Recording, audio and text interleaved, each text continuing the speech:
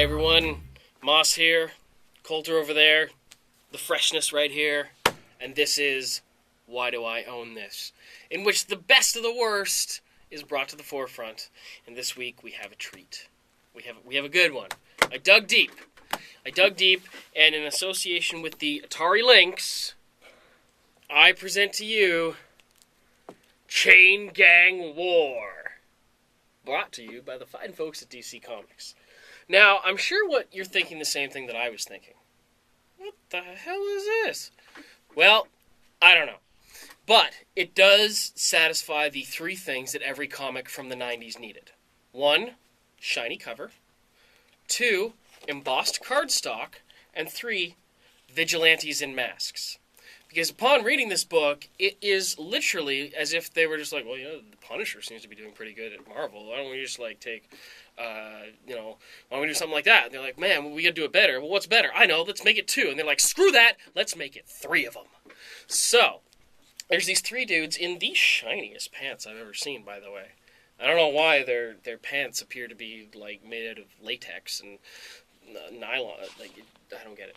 But, anyways, these dudes, they go around and, okay, here's a little insight into my life.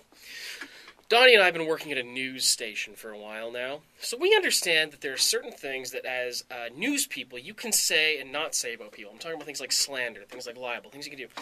In comic books, apparently those rules do not apply, because reporters are constantly walking up to people outside of courthouses and being like, so, what do you say about the fact that you tampered with the jury?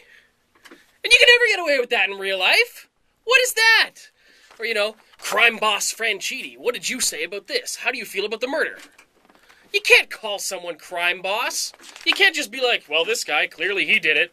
Oh, well, who needs a trial? Happens all the time in comic books. Getting back to the Chain Gang, though, from what I can ascertain from this really poorly written issue, they're like a group of Punisher wannabes that kind of cruise around and they kill everyone except the head boss guy, who they take and put in a jail in their basement.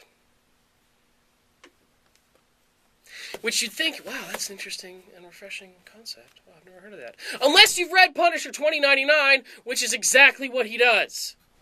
Finds a criminal, puts them in a cell in his basement, and then eventually, electrocutes them. Because he thinks it's funny, I guess. So, ladies and gentlemen, Exhibit 296 as to why the 90s nearly killed comics. Chain Gang War.